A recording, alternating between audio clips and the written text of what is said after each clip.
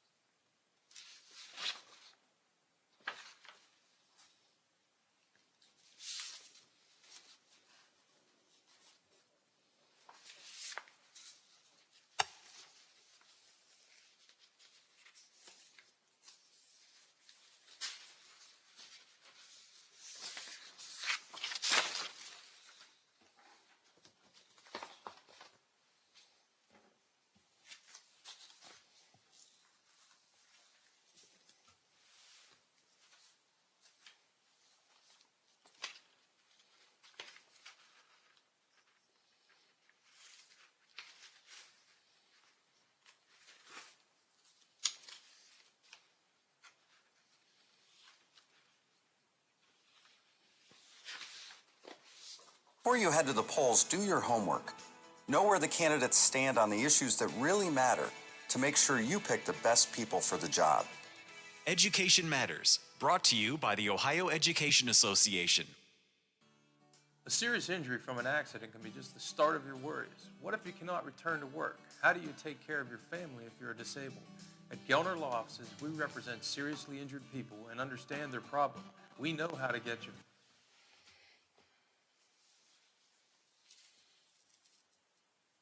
Okay. Yeah, he told me.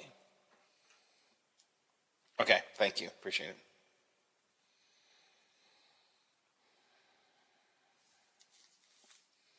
No, he probably doesn't. I've got him scheduled for Thursday, and I think he thinks he's coming in, but I'll tell him before Thursday.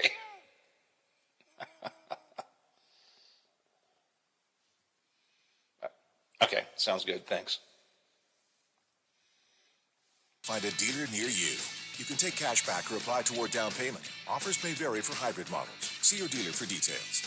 Offers end November 1st. Toyota. Let's go places. Quaker Steak and Lube at the Highlands is the perfect place to relax after a long day. Happy hour from 3 to 6 Monday through Friday. Get $2 off appetizers, $3 off domestic drafts, and house wine specials.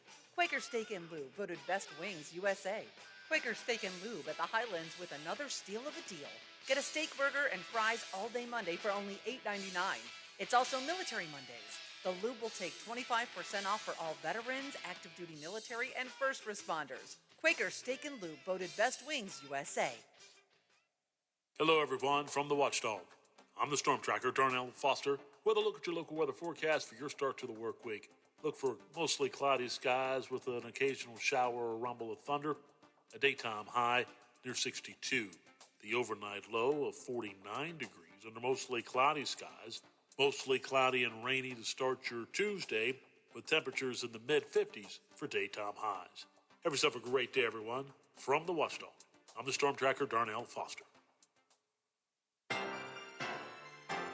The views and opinions expressed on the following program are not necessarily those of this station or its sponsors. Why are you so dressed up? Is it Halloween? No, not yet. Well, what is it? Something even scarier. What? It's Monday. It's Monday?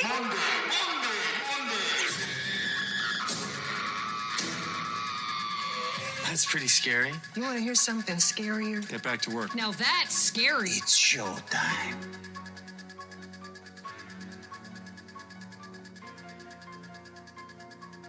On air, online, on demand, and on video.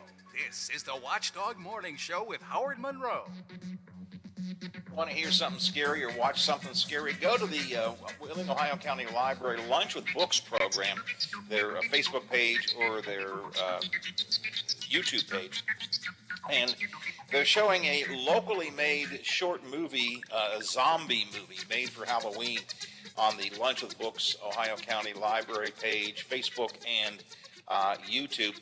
It's a little 6-minute film. It was written and produced by the director of programming at the library, Sean Duffy. Don Finnerty did the photography. Jared Thompson from West Liberty did the editing. And then a lot of other local folks were taking part in it. Bob Villamanga, Elmer Murphy, and some others are in the movie. It's what are they calling it here? They're coming to get you. They're coming to get you. It's a tribute to the Pittsburgh zombie movies that were so popular back when I was a kid. So if you want to see They're Coming to Get You, you can do that online at the Ohio County Public Library's Facebook page and their YouTube page. And it's all kind of a promotion for tomorrow's Lunch with Books program at the Ohio County Library, which is All Zombies Are Local, Deconstructing the Pittsburgh Zombie. Tomorrow, Ohio County Public Library, it is a live program, so you can actually go into the library. They do invite you in. Come on in person. Bring a brown bag of lunch if you want to. Meet some of your friends. Have some conversation. Watch the presentation. You still can watch it live streamed on their Facebook page or their YouTube channel. But before that, again, you can get the little locally produced movie. It might be kind of, I have not seen it yet. I'll have to do that today for you to watch. All right, 63 at the Wheeling, Ohio County Airport. 58 degrees now here at my home studios in the Elm Grove section of Wheeling, and 58 at the Robinson Auto Group Studios downtown Wheeling. In the heart of the Ohio Valley, it's actually sunny and clear outside right now, but the forecast does call for the day to cloud up. Showers, a rumble of thunder this afternoon. We'll be up to around 70 for the high today, down to 50 overnight, some steady rain coming in. Tomorrow, more showers and a high of 53 degrees. The best part of waking up is Folgers in your cup. I'm not really here to promote Folgers. It's just I haven't had Folgers for a while. And now that I'm drinking it and I like it, I'm having a feeling this is actual caffeine. I usually do decaf. My wife was not here. She was out, so I made my own coffee. It's a horrible thing for me to have to do, make my own coffee. But I made my own coffee, and I made this Folgers, and I think maybe I made a mistake. It is pretty good, though. And then, since my wife is not here, I got a chocolate chip cookie. My wife and Teddy made chocolate chip cookies yesterday. Man, are they good. Oh, Lord. Oh, I love these chocolate chip cookies. I mean, these are really, really good. Probably shouldn't be allowed to eat this if my wife was here, but she's not here. Hopefully she's not listening. Or I could be in some deeper trouble. A couple of COVID things I want to talk about here real quick, and then we'll get to Dave Palmer. Governor Justice on Friday signed legislation that allows those exemptions for coronavirus vaccinations. Now, There are already exemptions allowed in federal law and in common law for religion and for medical exemptions, but the state legislature made those tighter and tougher, or maybe I should say made them less tight and less tough. Basically, you can just say, I have a religious exemption, I don't have to take a vaccine, and they have to accept that instead of some kind of proof that either your religion doesn't allow it or that you have conformed to this belief all along. No longer have to do that. Just say, I got a religious exemption, and that's the end of it. Medical exemptions, somewhat the same way. So that bill, now the bill was signed on Friday. It does not go into effect for 90 days. And I had thought what this would allow was for folks who are doing vaccine mandates to go ahead, continue with the mandate, insist on people getting vaccinations, and then deal with the aftermath of this bill after the fact. You know, it's that old argument, Biff, it's better to ask for forgiveness than permission, right? So I was really disappointed, I have to say this, in WVU Medicine. WVU Medicine, once the bill was signed, stopped their mandate. WVU Medicine was the leader in the state in setting out a vaccine mandate. Get vaccinated by October 31st, that was the date, or you would lose your job. Simple as that. I think that's and it dramatically increased the vaccination rate. But now it's WVU Medicine backtracked on that, and I'm really disappointed in them. I wish they had held true to their plans. They would have had I bet close to 100% vaccination rate by the time there'd be some people quit, but they would have had a much better vaccination rate if they just said, nope, we don't have to do this yet. We're going to stick to our plans. We're still going to insist on an actual religious exemption, and we'll deal with it in January when the law takes effect. But they did not. By the way, a study came out over the weekend that says vaccine mandates work. Now, this is something Governor Justice ought to listen to. Requiring COVID shots for work, school, or travel boost the vaccination rates much more so than cajoling people to get vaccines. What's Governor Justice done? Get your vaccine. Well, you're going to die if you don't get your vaccine. Y'all got to get a vaccine. Everybody needs a vaccine. Get a vaccine. Vaccines are the answer.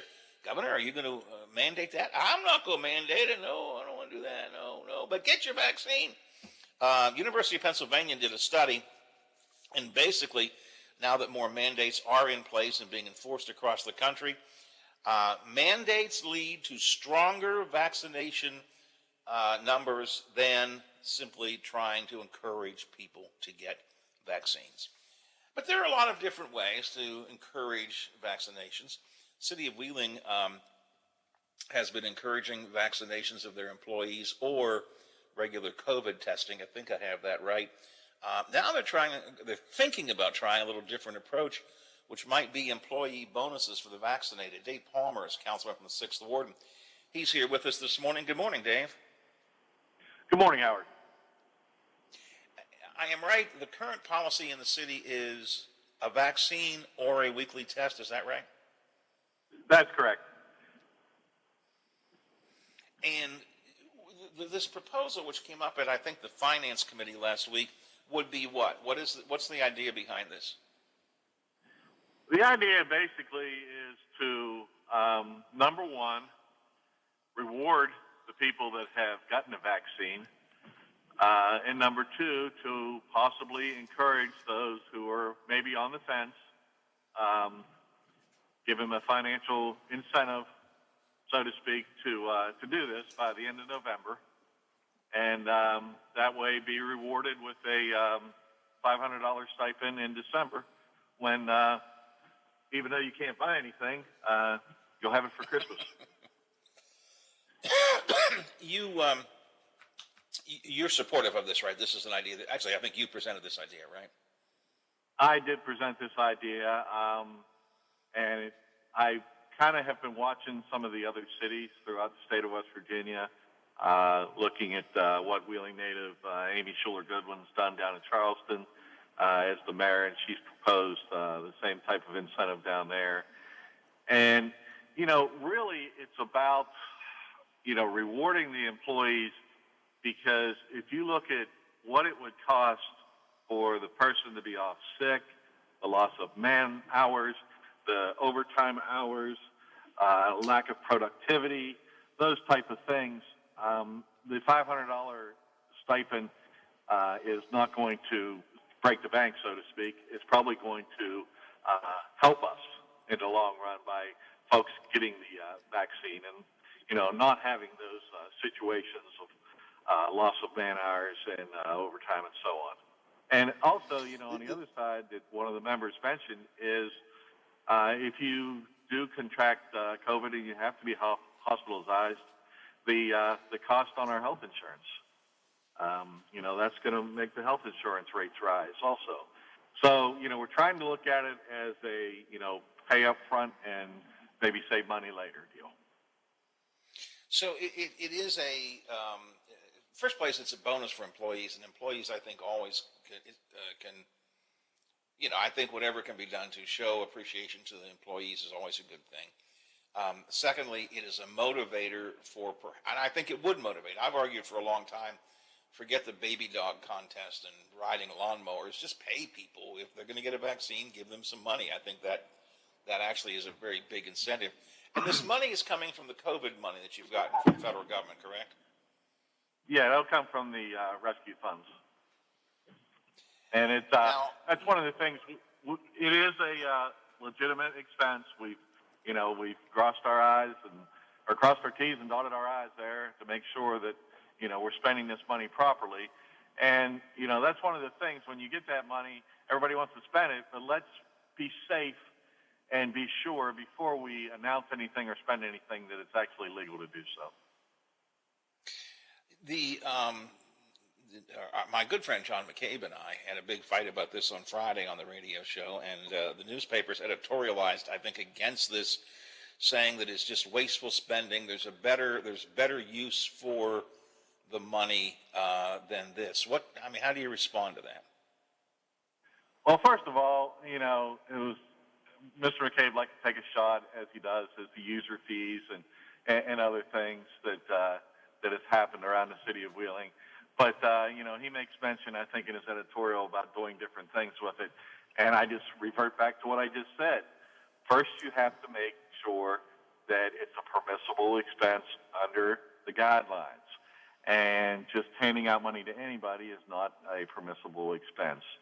So, I'll counter Mr. McCabe with make sure you've done your homework and make sure you have legitimate expenses before you propose them. My thought would be the money is there and it's designed for COVID-19 relief of some kind. What greater relief could there be than encouraging people to get vaccinated and thanking folks who did get vaccinated for doing so, and giving your employees a little bonus at the same time? It strikes me, I hate to use these cliches, but it strikes me as kind of a win-win. Yeah, there's always going to be somebody against it. I got an anonymous email yesterday that, said, don't spend my money doing this, and it's not fair, it's not right, or whatever, and I'm too close to the employees. Well, I haven't been an employee for a number of years there, but it has nothing to do with that. It's about being fiscally responsible to our citizens and our taxpayers. Again, it may cost us, $150,000 to do this, but we may save $400,000 to $500,000 in the long run. So, to me, that's being fiscally responsible. I would agree. I know this came through the Finance Committee. Is it going to go to council? Has it reached that stage yet? Have you talked to your other council members? What kind of feedback are you getting from council? Well, during the Finance Committee meeting, I always try to, not only the other members of the committee, but, ask the other members of council if they'd like to weigh in on something. And there was no opposition at that time. And so I would expect first reading at the noon meeting in November, and then the second reading would be the second meeting in November. And that way we could have it passed and in line and make sure that our employees that are not vaccinated are made aware that they have this next month period to obtain their vaccination and be eligible for the stipend. Again, it makes perfect sense to me. I know that John and I had a fight about it, but then again, he and I. I'm sorry I missed that. So.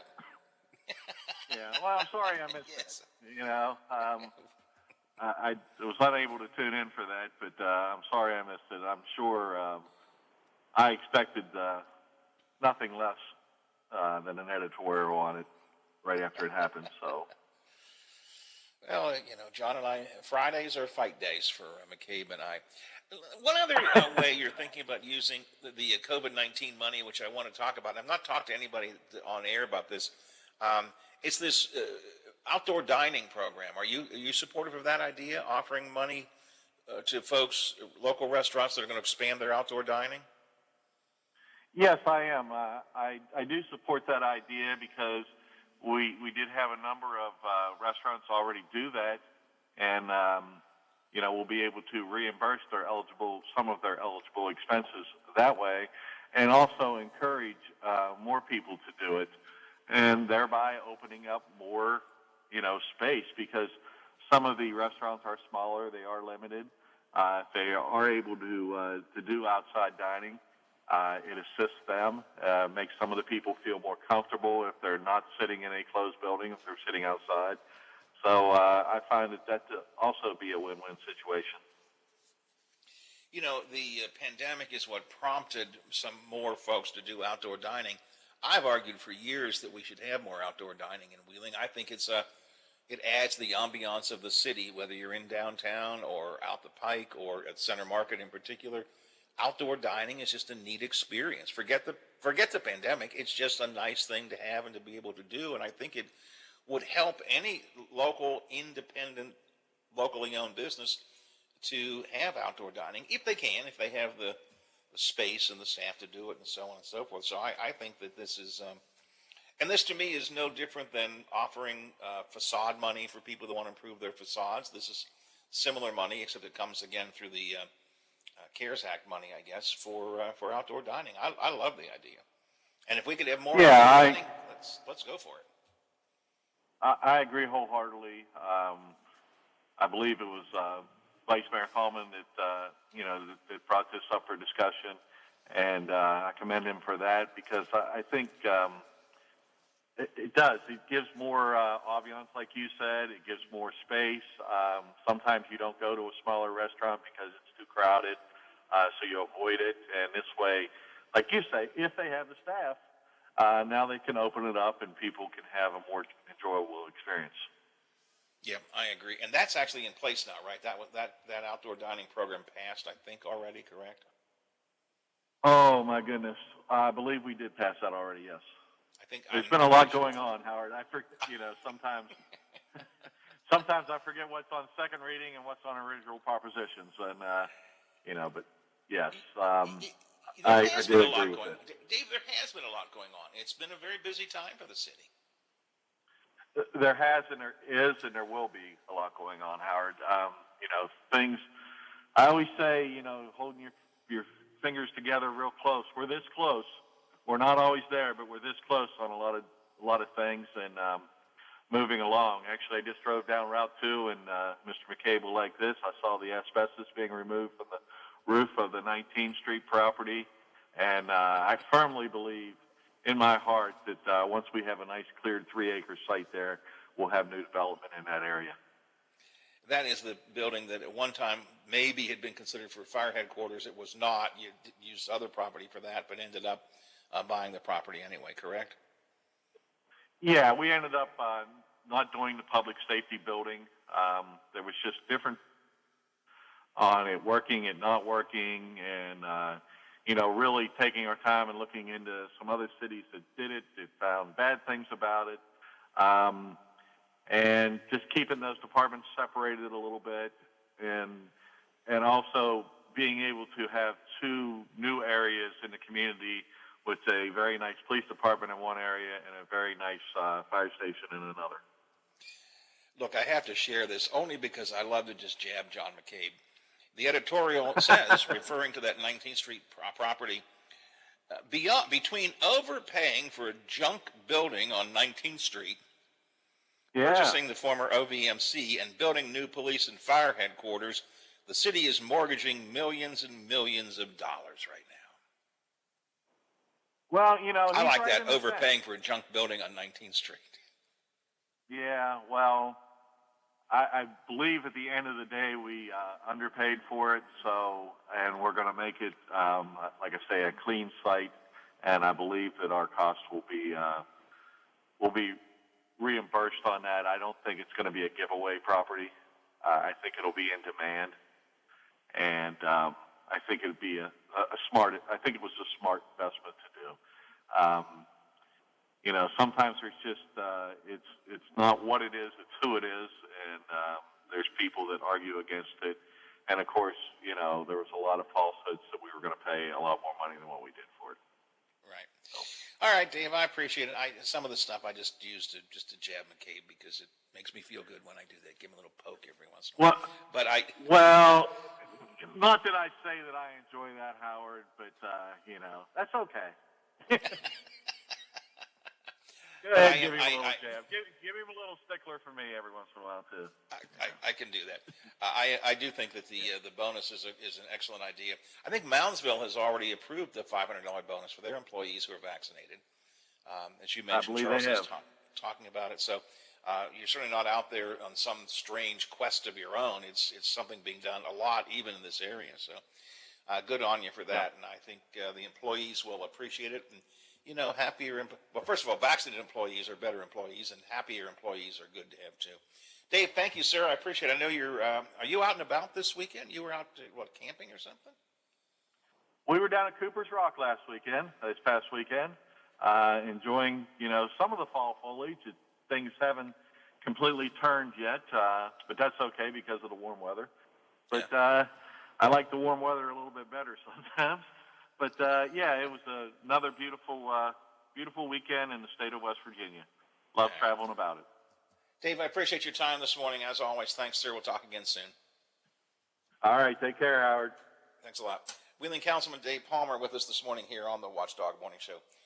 Biff, did I jab McCabe too much? No, I think that was just the right amount of jabbing.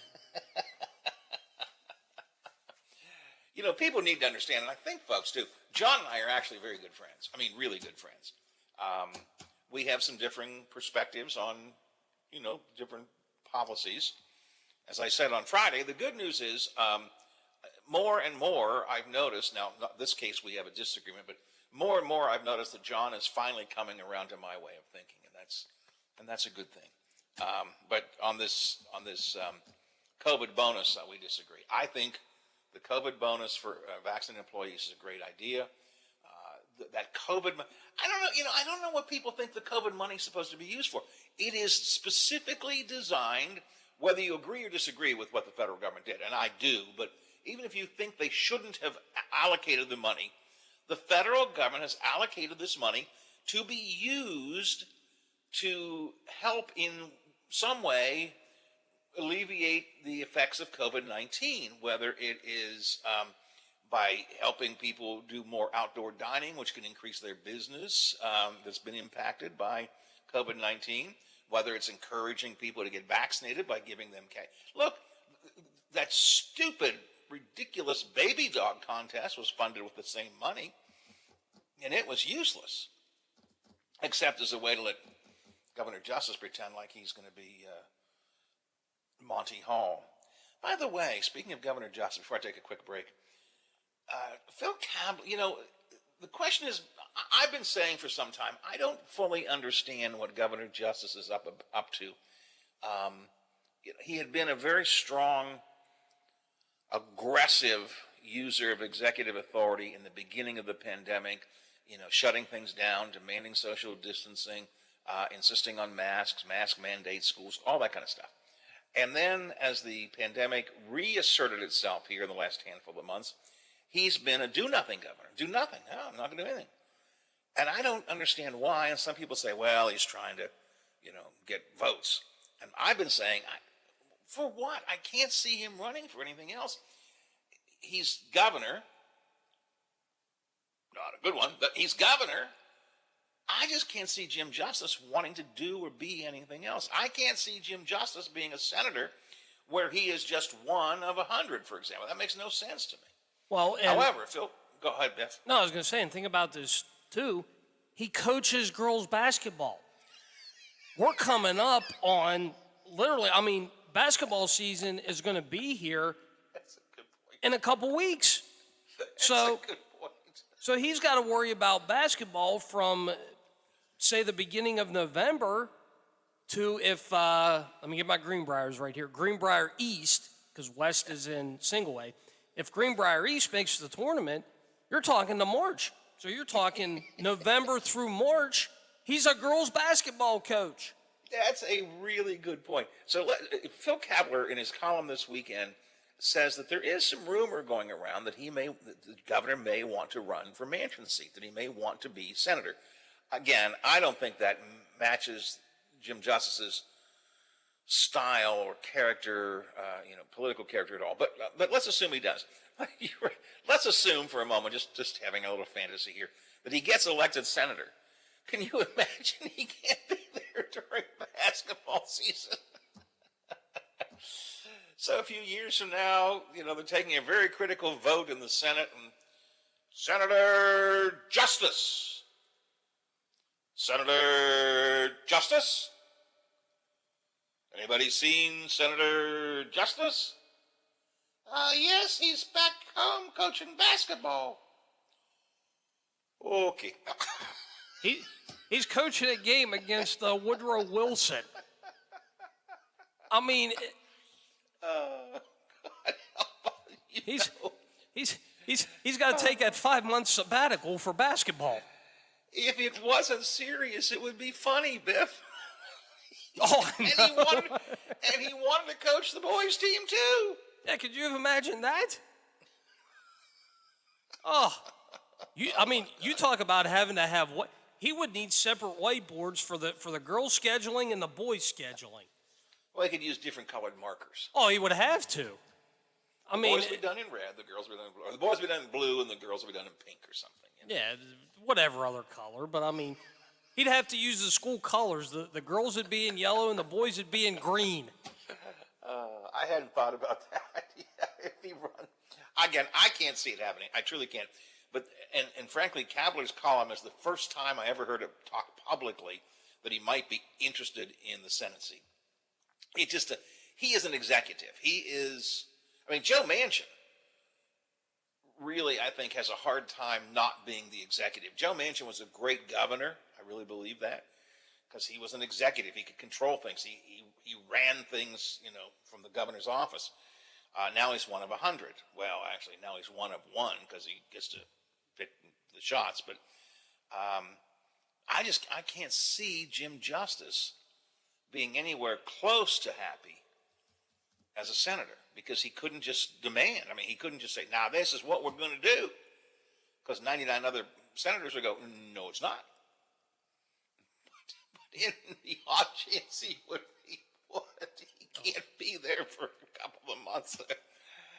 He called Mitch McConnell. Now, Mitch, listen, I hope there's nothing important coming up because I got some games I got to coach. Now, Mitch, if there is anything important, you could always Zoom. Can you Zoom me into the meeting?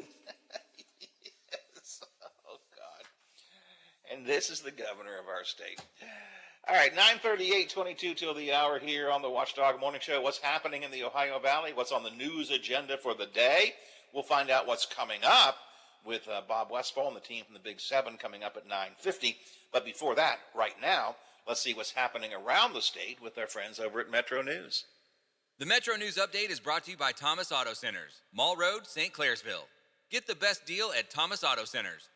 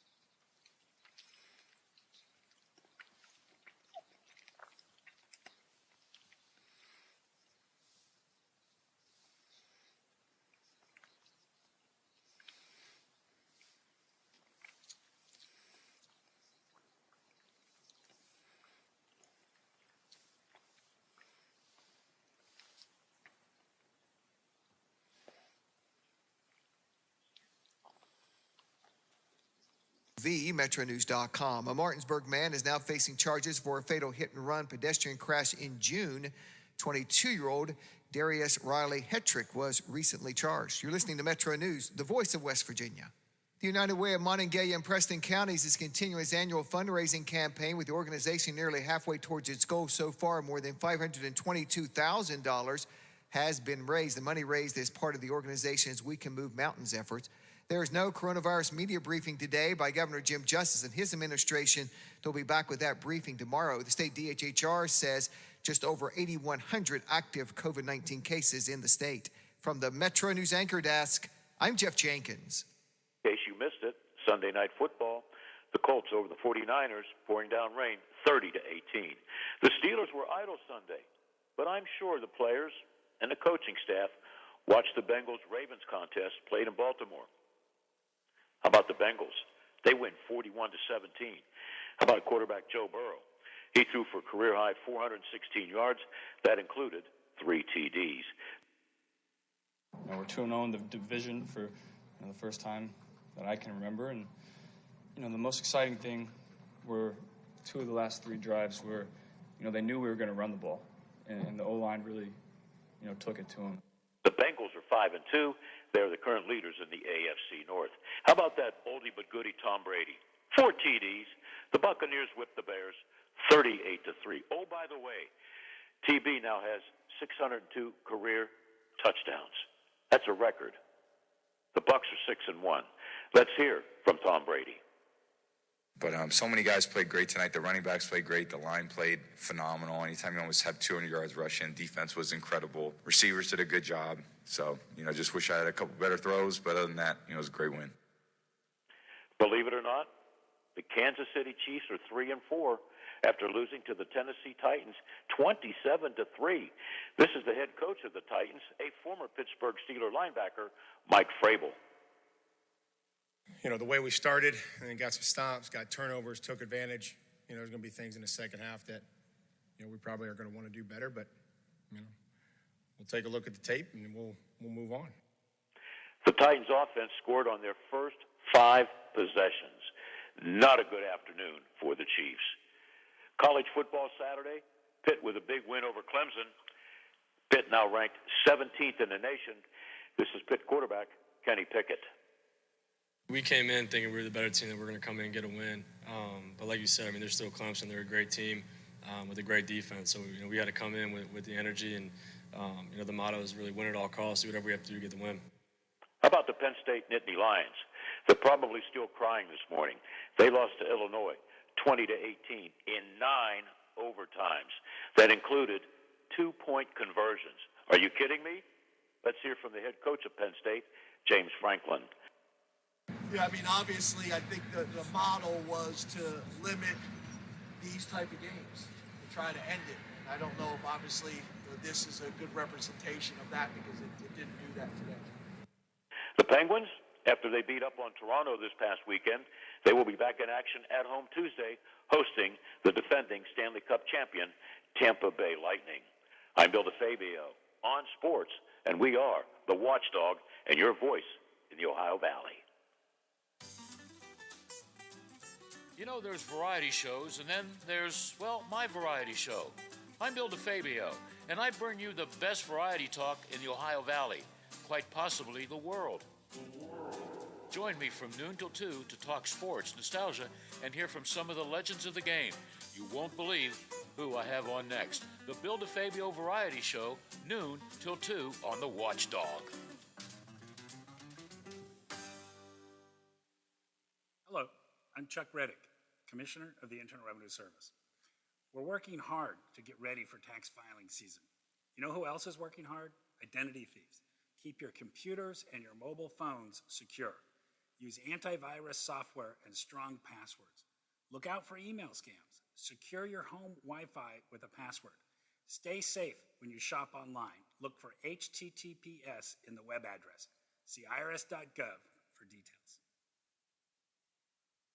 Over the years, you've brought opioids into your home. They helped when you were in pain, and you held on to them just in case. But holding on to opioids puts your family at risk. Learn more at www.fda.gov/drug disposal. man, what can I get you? Yeah, can I have 2 Coors Lights? You got it. Hey, Mike! I need 2 Coors Lights! With a taste as cold as the Rockies, only Coors Light gives you refreshment every time. Here you go. Thanks, Mike. Doing a great job. All right, 2 ice-cold Coors Lights. That's the coldest beer I've ever had. Hey, they don't call it the world's most refreshing beer for nothing. Okay, be honest with me. Do you really have the Rocky Mountains in your beer cooler? You don't believe it? Check it out. Man, that's pretty amazing. I know, right? I can't believe it myself sometimes. I mean, this cooler is only 3 feet wide. Coors Light, the world's most refreshing beer. Coors Brewing Company, Golden, Colorado. With great beer comes great responsibility. Now, during the Jim Robinson Ford Lincoln Toyota Pre-Owned Super Sale, select from over 80 vehicles in stock starting under $5,000. Most are local trades, many with one owner. Hurry to Jim Robinson at the Highlands, home of lifetime powertrain protection. Now, during the Jim Robinson Ford Lincoln Toyota Pre-Owned Super Sale, select from over 80 vehicles in stock starting under $5,000. Most are local trades, many with one owner. Hurry to Jim Robinson at the Highlands, home of lifetime powertrain protection.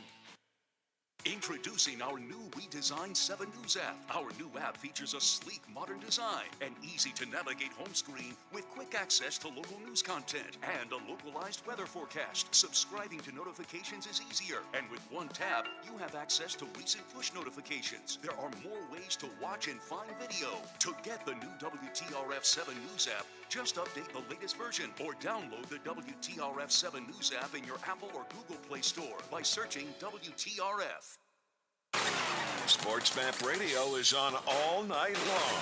Tune in to get up-to-the-minute sports coverage on FM 98.1, AM 1600. We are the Watchdog. Dominating both AM and FM, the Watchdog is AM 1600 and 1370. FM 98.1 and 97.7. We are the Watchdog.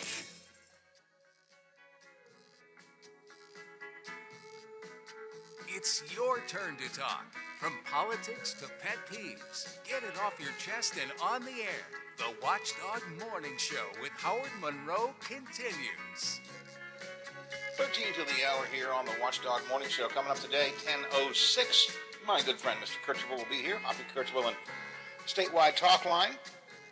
Among his guests today will be kicking things off, Clay Marsh, the COVID-19 czar on all things COVID in West Virginia. COVID numbers are going down. That's a good sign. The issue of vaccine mandates is certainly one to be debated, I suppose, and discussed. And we'll see if Hoppy gets into that with Dr. Marsh or not. House of Delegates member Dan Linville from Cabell County will be in with Hoppy talking about complaints about internet service in Cabell County. Brad is in to talk about all the different things happening, of course, around the state, as he always is. The president of the West Virginia Troopers Association will be on with Hoppy, talking about a request to Governor Justice to use some of that COVID money as hazard pay for law enforcement. That might be a worthwhile use of the money, I would think. Also, Homer Hickam is going to be on today with Hoppy Kirchhoff. Boy, we haven't had Homer on for a while, have we, Biff? No, we haven't.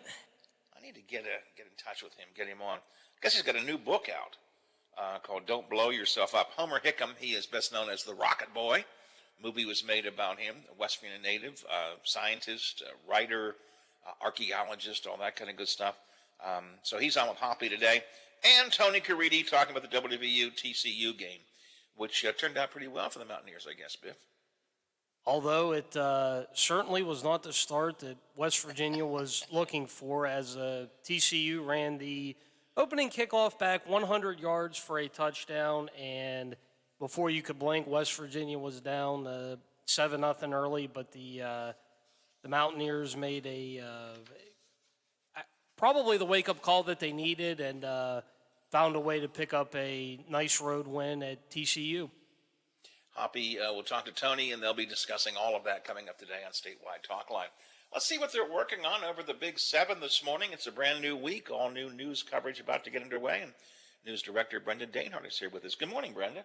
Good morning, Howard. How are you this morning? I'm good. How was your weekend? Anything exciting? No, I wouldn't call it exciting at all. It was kind of quiet, really. Real quiet weekend, but nice. Got some rest and got some things done around the house and went to breakfast on Sunday. That's always good. I know how we always talk about food, so that's always good. But just kind of a real quiet weekend. Sometimes you need those, I think. I do. We had, my grandson has taken to deciding that Friday nights is stay overnight, so he stays with us on Friday nights. Oh, nice. And that's he tells he tells his mommy when he gets up on Friday morning, it's Friday, I'll be staying at Granddad's tonight.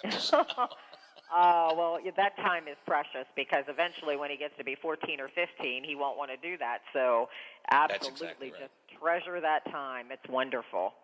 And then yesterday, and we had him on most of the day on Saturday. And then yesterday, it was just my wife and I, very quiet. I did some reading, watched some TV, watched the Harry Potter movies, for example. Oh, for heaven's sakes. But I also thought I need to start ordering some Christmas gifts. And you know what? I discovered the thing that people are saying is true. Several electronic gifts that I ordered yesterday will not be here until like December 15th already. Ooh, and that's really close. That's kind of close. Yeah. Oh, gosh. I'm warning folks, all of this talk that you guys have done and we've done about supply chain concerns and delays and all that sort of stuff, it apparently is very real, at least for electronics, because they got that chip shortage. So people, don't delay. If you're going to order something, get it ordered. You better get thinking about that right now. Hey, what are you working on today? What do you got going on? Well, you probably saw over the weekend, it leaked out in the paper, the WVU medicine vaccine mandate has been pushed back. I don't know if you saw that. You did. So that's confirmed, and now it's at least until January 21st. So, of course, that deadline was just, 6 days away. So I don't know what that's going to mean to employees because they probably had to already decide, you know what I mean, one way or the other, whether they were going to get that done or not. So that is one story that we have today. Show of hands is coming up. That's always fun. I think it's like on the 25th when the contestants will be released, which 4 that they're going to have this time, and then the voting, I think, opens up actually on maybe the 31st, Halloween. So Stephen Ruffing is working on that. We're doing it's that time of year for heating safety, so we're doing, what the do's and don'ts, and we talked to Rumor Loudon this morning. That was bright and early. You probably saw the release from Wheeling Police on the Elm Grove fire, so that was about 12:30 this morning. Yeah, so we're following up on that and seeing if there are any new details on that. And what else are we doing today? There's just a bunch of smaller stuff going on today. Nothing huge yet, but that's just kind of what we're working on. I heard Biff talk about the WVU game. I don't know if you watched or not, Howard, but it was a decent game. They at least looked good, finally, and so that was fun Saturday night to watch that and actually see them win a game. Yeah, we didn't watch it. My wife said, "Where is it?" And she went and looked. She said, "It's something called ESPNU, and we don't get it." Oh, okay. So you couldn't see it then. Yeah, so that's right. It was ESPNU. Yeah. Yeah. So did you go to the game or watch it? No, it was in Texas. Okay. Oh, that's right. It was in Texas. Yeah, it was in Texas. The one this week is back, but I haven't gone to a game since I got COVID from the last game I went to. I think. I can't say for sure. You don't know where you're going to get it, even though I was fully vaccinated. My whole family got it. So that was like over a month ago now. So I don't know. I'd like to go back, but I think maybe stay away for a while. I get you. Yeah. I'm just. Have you had a booster yet, or are you getting a booster soon? I'm not quite old enough yet to get the booster. You have to be 65, and I'm not quite old enough to get that. My husband is getting it here in the next 2 weeks. I got my flu shot. So the booster, I think since I actually had COVID, I'm probably okay for a little while until I can get my booster, or at least, a few. Hopefully they're going to open it up to more people and I can get that. But yes, I will absolutely get it. I mean, it wasn't any fun having COVID. I know it wasn't as severe as it could have been, thank goodness. But we were sick for a few days, so we. I'm not keeping that a secret because people need to know that, yes, you can still get it. You still have to be very careful but it's not as severe when you're vaccinated, at least in my the point is you were vaccinated, so it probably could have been a lot worse if you had not been. So Absolutely. Me and my husband and my son, all three of us got it. So, yeah. I think my wife and I are going to try and get our booster today. I think the vaccination clinics are up at the Highlands today. And Oh, good. my daughter-in-law, because she has an immunocompromised issue, got both the COVID vaccine and the flu shot at the same time, which I'm not sure I'm going to do. But boy, it wiped her out for like 48 hours. She was just out of it. So. Yeah, I do know they say that you can get them both at the same time. We got our flu shot like a week ago, so again, I can't get the booster yet. But I don't know. I'm kind of with you. I think maybe just do one at a time and then wait for a week or two, and then go back and get the other one. Yeah, that's kind of my thought about it as well. So, but anyways, I'm going to try and get a booster today if I can. All right, hey, good talking to you as always. Glad to hear your voice, your sweet and smiling voice. Well, I am smiling this morning, even though it's a Monday, but thank you, and we'll talk again tomorrow. All right, thanks a lot. Appreciate it, Brenda. Have a good day. All right, you too. Bye-bye. Right. Brenda Dainhart, the news director from the Big Seven, WTRF TV. And so they got a lot of stuff they're working on today. I said earlier, she mentioned that WVU Medicine. WVU Medicine decided over the weekend, since the governor has signed the vaccine mandate exemptions bill, I guess that's what you would call it, that the legislature passed by one vote, narrow vote. WVU Medicine decided to delay their mandate that everybody had to be vaccinated or lose their job. Now, that disappoints me because I think that the WVU Medicine was really leading the way in vaccine mandates, and I think it's really important that we have them. The bill doesn't go into effect for 90 days, so 90 days takes us to January. They could have gone ahead and insisted on the mandate and then dealt with the aftermath later, but I guess they wanted to deal with it now. My guess, Biffy, is, I don't know what the percentage is now, but 2 weeks ago, Albert Wright said the WVU Medicine statewide, not Wheeling Hospital or Reynolds, but statewide, WVU Medicine was up to 92%. My guess is it's gone up since then. So part of what WVU Medicine may have been thinking was that they've hit such a high level of vaccination already that they can afford to now delay, avoid any potential suits or protests or what have you moving forward or in January because their level is kind of high. In fact, I wish I still had Brenda on the line. I'd say make sure that you ask Doug Harrison, what is the current vaccination percentage rate at WVU Medicine, at least here at Wheeling Hospital? I'd love to know. All right, well, I think I got to say sayonara, see you, bye-bye, farewell. I got to go. I got to get out of here. Tomorrow, some fun stuff. We're going to talk about education reform and how do you measure education reform. We're getting into that with the author of the book. And then Melanie Joy is going to join us. She's written the book, Why We Love Dogs, Eat Pigs, and Wear Cows. I think that's an interesting concept.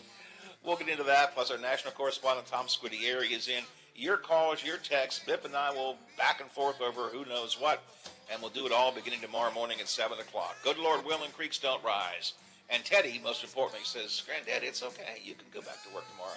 Oh, and Biff, assuming if I get a booster shot, doesn't knock me out for a day. Eesh. I'm concerned about that. My daughter-in-law, who's a lot younger and healthier than I am, she was out for a couple of days, so we shall see. Anyway, I'll be back tomorrow morning, I think, 7 o'clock, and we go around to the big gig. Biff, are you back with me, sir? I am here for a Tuesday. Then we're going to keep on doing it until we get it right. That could be a long time. Indeed.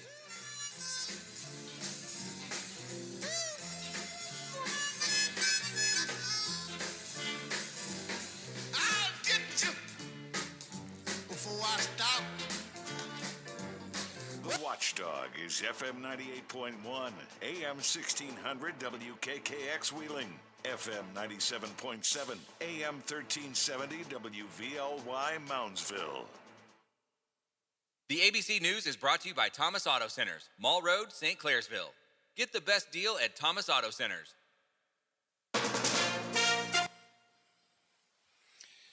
All All righty, Biff. I don't know about you. I thought that was a good show today. I felt pretty good about that.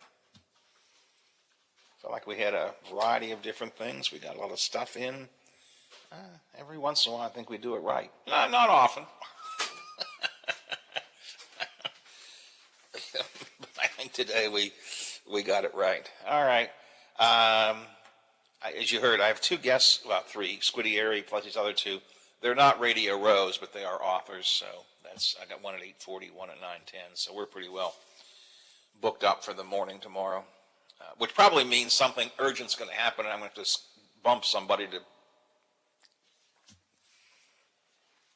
Yeah, exactly, because I've got a full day already scheduled. I've got a full week scheduled. Pretty much the week is already booked out, which I guess is good. All right, everything going okay as far as you know? Okay, sounds good.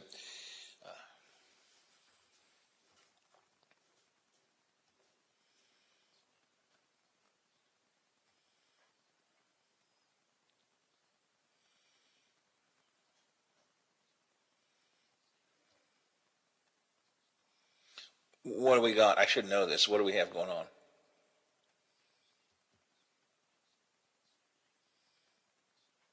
Mm-hmm.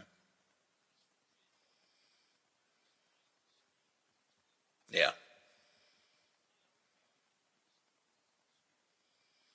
Mm-hmm. Okay.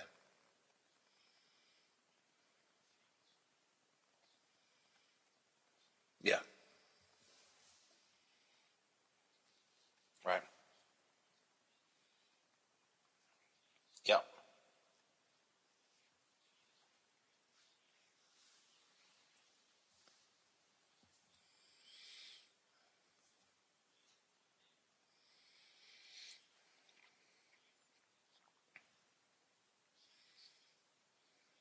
Yeah.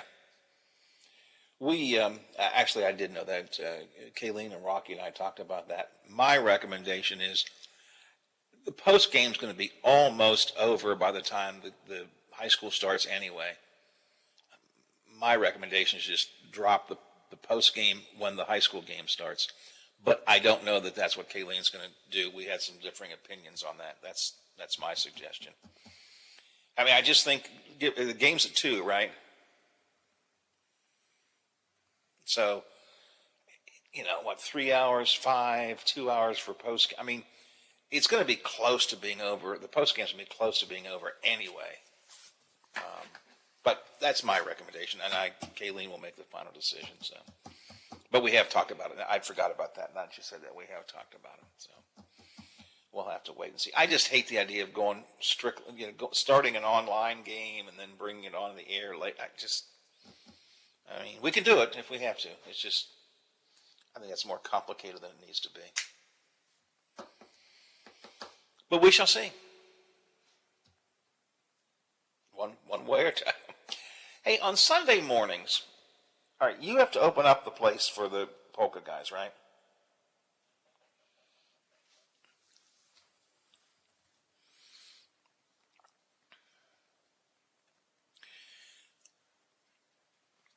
And then after the polka show, do you have to come back and make any switches for the mass and stuff, or does that happen automatically, or what?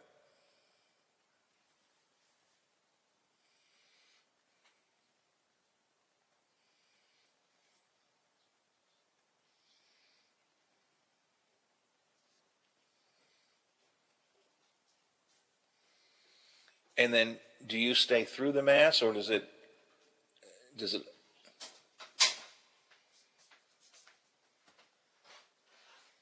Mm-hmm. Mm-hmm.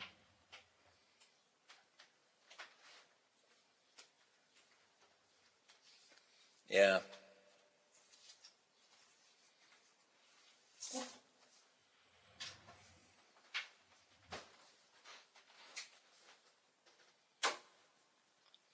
Just seems like I just hate to have you come in on a Sunday morning. I mean, you've got enough stuff to do all the way around, but we could give them keys, and they could get into the building, and they could probably turn the.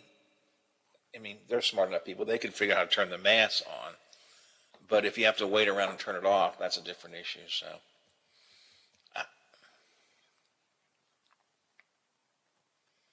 yeah, it probably is.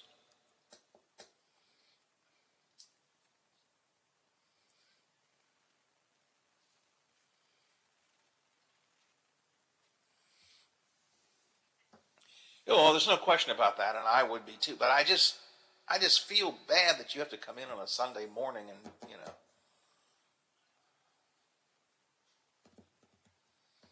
All right. Well, I guess we'll just leave it that way. I just feel like we got to find ways to let you have more time. You need to work on that house. Is it good? Everything's coming together okay? Are you getting comfort? Are you comfortable there now? Yeah. All right.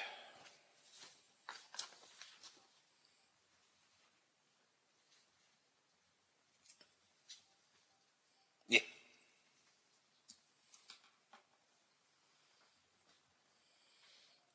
Yeah, that's, I have a guy cut our grass because I can't do it, but he came yesterday and was like, oh, come on, how many more times are you coming? But it's still growing, so hopefully, that's why I said to him yesterday, I said, I hope this is the last time we have to deal with this.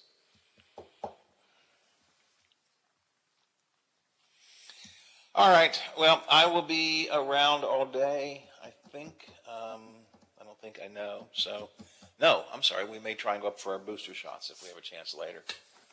And I'm only half kidding. I mean, Natalie was absolutely, completely out of it for 2 days.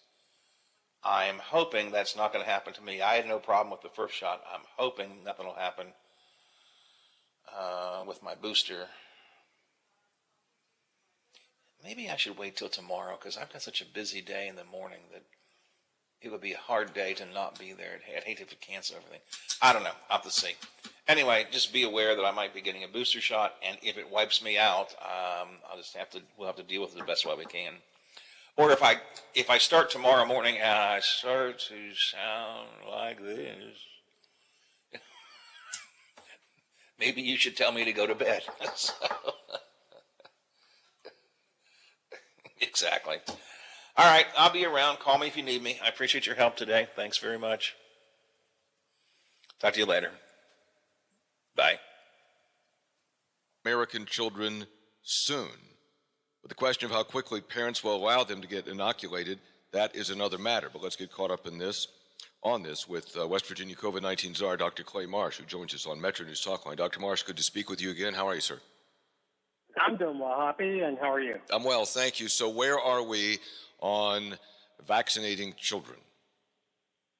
Well, Pfizer has given their data to the FDA, and the FDA has commented that they believe that the data that Pfizer found in about 4,500 children 5 to 11 was compelling. The data showed about a 90% reduction in symptomatic infection and very few side effects. Just as a reminder, this dose of Pfizer is about a third of the dose that we give 12 and older people, but still seems to have the same immune benefit. It seems to have very, very few side effects. So when do you think that might be available in West Virginia? Well, tomorrow the FDA Biologics Committee meets and debates the merits of the data, and that should then lead to their recommendation. And then early next week, I think the CDC Advisory Committee on Immunization Practices will meet. And if things go according to projected outcome, then maybe as soon as next week we'll be able to start to deliver doses to 5 to 11-year-olds. Dr. Clay Marsh is with us, the COVID-19 czar in the state of West Virginia. And Dr. Marsh, what is going to be your recommendation? Because we know about vaccines.